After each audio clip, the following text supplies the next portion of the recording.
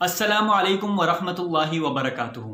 پچھلے چند سالوں سے ایک بات دیکھنے کو مل رہی ہے کہ جب بھی کوئی نان مسلم شخصیت اس دنیا سے جاتی ہے، ایسی شخصیت جس کی انسانیت کے لیے کچھ خدمات ہوتی ہے، اس نے کچھ اچھے کام کیے ہوتے ہیں انسانیت کے لیے، تو ہمارے ہاں مسلم حلقوں میں ایک بحث شروع ہو جاتی ہے۔ یہ بحث در حقیقت اس بات سے متعلق ہوتی ہے کہ کیا نان مسلم شخص کے لیے جو اس دنیا سے چلا جائے دعائے خیر کی جا سکتی ہے یا نہیں کی جا سکتی۔ ہمارے ہاں ایک طبقے کا خیال یہ ہے کہ نان مسلم شخص کے لیے دعائے خیر کی جا سکتی ہے، جبکہ دوسرے طبقے کا خیال یہ ہے کہ ایسا شخص جو نان مسلم ہو اور وہ مر جائے تو اس کے لیے دعا کرنا ٹھیک نہیں ہے۔ یوٹیوب پر کافی سرچ کے بعد مجھے کوئی ایک بھی ویڈیو ایسی نہیں ملی جس نے اس ٹاپک کو تفصیل سے کور کیا ہو، لہٰذا میں نے سوچا کہ میں اس ٹاپک پر ایک ایسی ویڈیو بناؤں جو اس ٹاپک کو تفصیل سے کور کرے۔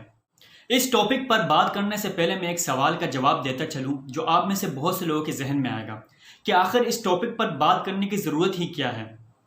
جو سمجھتا ہے کہ دعا کرنا ٹھیک ہے نان مسلم کے لیے جو اس دنیا سے چلا جائے تو وہ دعا کرے، اور جو سمجھتا ہے کہ دعا کرنا ٹھیک نہیں تو وہ دعا نہ کریں، ناٹ اے بگ ایشو۔ اس سوال کا جواب یہ ہے کہ یہ ٹاپک بہت ہی سینسٹیو ہے۔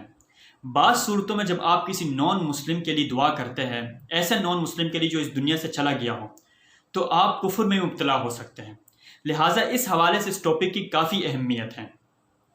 یہاں میں ایک اور بات بھی کلیئر کرتا چلوں کہ ایک ہوتا ہے اچھے الفاظ سے یاد کرنا اور ایک ہوتا ہے دعائے خیر کرنا۔ آپ کسی بھی نان مسلم کو اچھے الفاظ سے یاد کر سکتے ہیں اگر اس نے کچھ اچھے کام کیے ہیں انسانیت کے لیے یا آپ کے لیے۔ مثلا آپ نیلسن منڈیلا کو اچھے الفاظ سے یاد کر سکتے ہیں کیونکہ اس نے سیاہ فام لوگوں کے حقوق کے لیے ایک تحریک چلائی تھی، وہ ایک آزادی کے استعارات ہیں، اس کی وجہ سے سیاہ فام لوگوں کو کئی برسوں کی غلامی کے بعد آزادی ملی۔ تو کسی بھی نان مسلم کو آپ اچھے الفاظ سے یاد کر سکتے ہیں بشرطے کہ اس نے کچھ اچھے کام کیے ہو اور اسلام دشمنی والے کام نہ کیے ہو۔ دعا کرنا ایک بہت ہی ڈیفرنٹ ایشو ہے، لہٰذا اس کا ہمیں مکمل طور پر معلوم ہونا چاہیے کہ ہم کون سی دعا کر سکتے ہیں اور کون سی نہیں کر سکتے ہیں، اور اگر ہم کوئی ایسی دعا کریں گے جس سے شریعت نے منع کیا ہے تو اس کا کیا رزلٹ ہوگا۔ اس ویڈیو میں آپ کو یہ بتاؤں گا کہ اگر کوئی نان مسلم مر جائے تو اس کے لیے دعا کرنا کیسا ہے، کون سی دعا کر سکتے ہیں، کون سی دعا نہیں کر سکتے۔ یہ ساری باتیں اس ویڈیو میں آپ کے ساتھ شیئر کرنے چاہ رہا ہوں اور اس کے متعلق میں آپ کو ماڈریٹ اسٹانس بتانے چاہ رہا ہوں۔ آئیے دیکھتے ہیں اس ویڈیو میں۔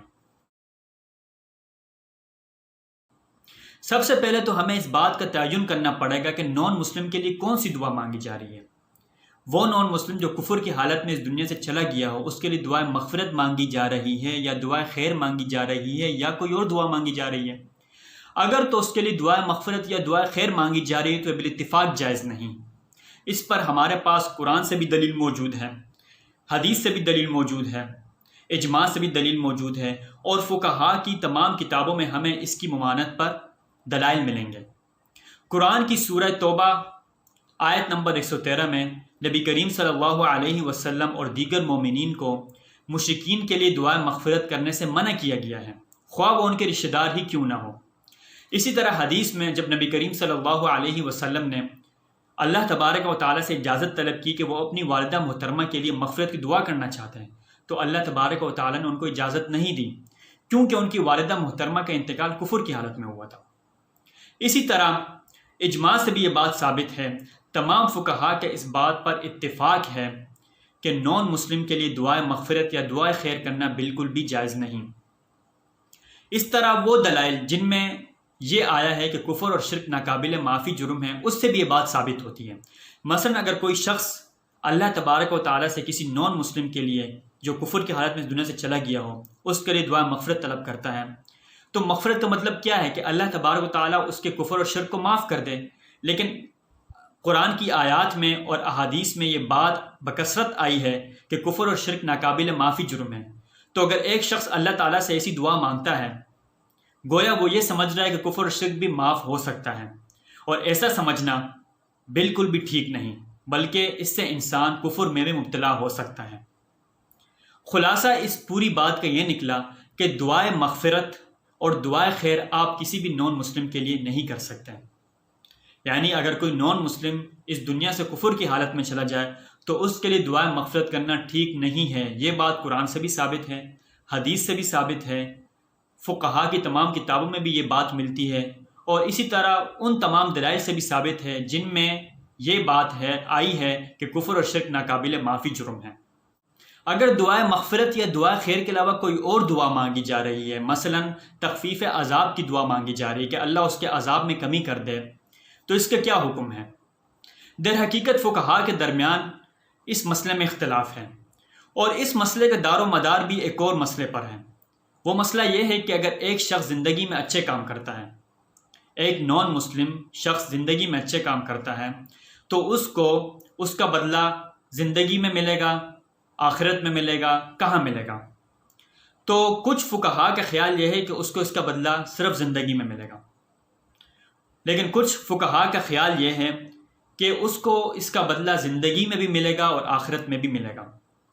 زندگی میں بدلہ اس صورت میں ملے گا کہ اللہ اس کی مال و دولت میں اضافہ کر دے گا، اس کو صحت دے دے گا، اس کو اولاد دے دے گا، اور آخرت میں اس کو بدلہ اس صورت میں ملے گا کہ اللہ تبارک و تعالی اس کی عذاب میں کمی کر دیں گے، اس کو کم درجے کا عذاب دیں گے۔ فقہا کی جس جماعت کا خیال یہ ہے کہ نان مسلم کو اس کے اچھے کاموں کا بدلہ آخرت کو بھی ملے گا، ان کے دلائل کیا ہیں؟ وہ در حقیقت چند احادیث سے استدلال کرتے ہیں۔ مستدرک ابن حاکم کی روایت یہ ہے کہ نبی کریم صلی اللہ علیہ وسلم سے جب پوچھا گیا کہ اگر ایک کافر شخص اچھے کام کرتا ہے تو اس کو اس کا کیا بدلہ ملے گا، تو نبی کریم صلی اللہ علیہ وسلم نے فرمایا کہ زندگی میں اس کو بدلہ مختلف صورتوں میں ملے گا، اس کے مال و دولت میں اضافہ ہوگا، اللہ تبارک و تعالیٰ اس کو صحت عطا فرمائیں گے، اس کو اولاد عطا فرمائیں گے۔ آخرت میں اس کو بدلہ تخفیف عذاب کی صورت میں ملے گا، یعنی اللہ تبارک و تعالیٰ اس کو چھوٹے درجے کا عذاب دیں گے۔ پھر نبی کریم صلی اللہ علیہ وسلم ایک آیت کی تلاوت فرماتے ہیں کہ جس میں یہ ہے کہ فرعون کو سب سے سخت درجے کا عذاب ملے گا، اشد العذاب، جس سے پتہ چلتا ہے کہ عذاب کی کئی لیول ہے، کچھ بہت ہی سخت ہیں اور کچھ چھوٹے درجے کے عذاب ہیں۔ تو مختلف لوگوں کو مختلف قسم کے عذاب ملیں گے، لہٰذا جو کافر دنیا میں اچھے کام کرے گا تو اس کو قیامت والے دن کم درجے کا عذاب ملے گا۔ اسی طرح نبی کریم صلی اللہ علیہ وسلم نے اپنے چچا ابو طالب کے لیے دعا فرمائی تھی کہ اللہ ان کو عذاب میں کمی کر دے، تو اللہ تبارک و تعالیٰ نے ان کے عذاب میں کمی کر دی ہے، ان کو چھوٹے درجے کا عذاب ملے گا۔ اسی طرح بہت سی احادیث سے پتہ چلتا ہے کہ عذاب کی کئی لیول ہیں، اعلیٰ درجے کا عذاب، متوسط درجے کا عذاب، چھوٹے درجے کا عذاب۔ تو نبی کریم صلی اللہ علیہ وسلم کی ان تمام احادیث سے پتہ چلتا ہے کہ عذاب میں تفاوت ہے۔ جب عذاب ڈیفرنٹ ہے تو ظاہری بات ہے لوگوں کو عذاب مختلف ملیں گے۔ تو اگر ایک شخص دنیا میں اچھے کام کرتا ہے تو اس کو عذاب کم درجے کا ملے گا، لہٰذا نان مسلم کے لیے یہ دعا مانگی جا سکتی ہے کہ اللہ اس کے عذاب میں کمی کر دے۔ ان کے نزدیک اس دعا مانگنے میں کوئی حرج نہیں۔ جن فقہا کا یہ خیال ہے کہ نان مسلم کو اس کے اچھے کاموں کا بدلہ صرف دنیا میں ملے گا، آخرت میں نہیں ملے گا، ان کے پاس بھی چند دلائل ہیں، اور وہ دلائل مضبوط بھی ہیں۔ مثلا وہ اس آیت سے استدلال کرتے ہیں کہ اللہ تبارک و تعالیٰ نے فرمایا کہ کافروں کے عذاب میں کوئی کمی نہیں ہوگی، لا یخفف عنہم العذاب، کہ ان کے عذاب میں کوئی کمی نہیں ہوگی۔ یہ ایک بہت ہی مضبوط دلیل ہے ان کی۔ اسی طرح وہ فرماتے ہیں کہ جو عذاب میں تخفیف کے بارے میں آیا ہے وہ صرف ابو طالب کے عذاب کی تخفیف کے بارے میں آیا ہے، یہ صرف ان کے ساتھ خاص ہیں، چونکہ انہوں نے مسلمانوں کی مدد کی تھی، نبی کریم صلی اللہ علیہ وسلم کی مدد فرمائی تھی، لہٰذا نبی کریم صلی اللہ علیہ وسلم کی خصوصی سفارش پر ان کے عذاب میں کمی کر دی گئی ہے۔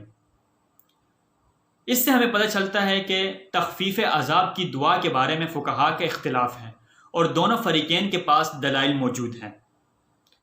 اب جب ہمیں یہ بات پتہ چل گئی ہے کہ تخفیف عذاب کی دعا کے بارے میں فقہا کے درمیان اختلاف ہے، یعنی نان مسلم کے لیے عذاب کی کمی کی دعا کرنا، اس کے بارے میں فقہا کی دو اوپینینز ہیں۔ ایک اوپینین کے مطابق دعا کی جا سکتی ہے اور ایک اوپینین کے مطابق دعا نہیں کی جا سکتی۔ البتہ دعائے مغفرت اور دعائے خیر پر سب کا اتفاق ہے کہ یہ کسی بھی نان مسلم کے لیے نہیں کی جا سکتی۔ اب ہمیں ایک اور بات بھی سمجھنا ضروری ہے۔ وہ بات کیا ہے؟ وہ بات یہ ہے کہ دعا کرنے کا کیا حکم ہے شریعت میں؟ آپ کسی کے لیے دعا کرتے ہیں، کیا یہ فرض ہے؟ کیا یہ واجب ہے؟ کیا یہ سنت ہے یا کیا یہ مستحب ہے؟ دعا کرنا، کسی کے لیے دعا کرنا شریعت کی نظر میں زیادہ سے زیادہ سنت ہے یا مستحب ہے، اس سے زیادہ اس کا کوئی حکم نہیں۔ لہٰذا کسی کافر کے لیے اگر ہم تخفیف عذاب کی دعا کرتے بھی ہیں تو زیادہ سے زیادہ ہم کوئی مستحب کام کرتے ہیں، اس سے زیادہ ہم کچھ نہیں کرتے ہیں، جیسے کہ نبی کریم صلی اللہ علیہ وسلم اپنے چچا ابو طالب کے لیے دعا کی تھی، اس سے زیادہ کا اس کا کوئی حکم نہیں۔ لیکن ہمیں اس کا خیال رکھنا ہوگا کہ وہ شخص ایسا نہ ہو کہ جس نے اسلام دشمنی میں کوئی کام کیا ہو، اس نے صرف اچھے کام کیے ہوں، انسانیت کے لیے اس کی اچھی خدمات ہوں۔ البتہ ہم اس کے لیے دعا خیر یا دعا مغفرت بالکل بھی نہیں کر سکتے، کیونکہ اس دعا کی صورت میں ہمارا کفر میں پڑنے کا اندیشہ ہے، اور کوئی بھی ایسی دعا جس کے نتیجے میں کفر میں پڑنے کا اندیشہ ہو، اس دعا سے رکنا ضروری ہے۔ اس پوری ویڈیو کا خلاصہ یہ ہے کہ آپ نان مسلم کے لیے جو اس دنیا سے چلا جائے، اس کے لیے آپ دعائے مغفرت یا دعا خیر بالکل بھی نہیں کر سکتے، بلکہ اس کے نتیجے میں آپ کفر میں پڑ سکتے ہیں۔ البتہ اس بات کی گنجائش ہے کہ آپ اس کے لیے تخفیف عذاب کی دعا کر سکتے ہیں کہ اللہ اس کے عذاب میں کمی کر دے، اس کو چھوٹے لیول کا عذاب دے، بڑے لیول کا عذاب نہ دے۔ یہ دعا آپ کر سکتے ہیں، اس پر ہمیں کچھ دلائل ملتے ہیں۔ البتہ بہتر یہ ہے کہ آپ ہر موقع پر دعا نہ کریں، آپ اچھے کلمات سے یاد کریں، آپ اس کی خدمات ذکر کریں۔ دعا کرنا ضروری نہیں۔ آج کل یہ فیشن بن چکا ہے کہ جب بھی کوئی نان مسلم پرسنالٹیز دنیا سے جاتی ہے تو لوگ اس کے لیے ٹرینڈ چلاتے ہیں، جس میں مسلم غیر مسلم دونوں شامل ہوتے ہیں۔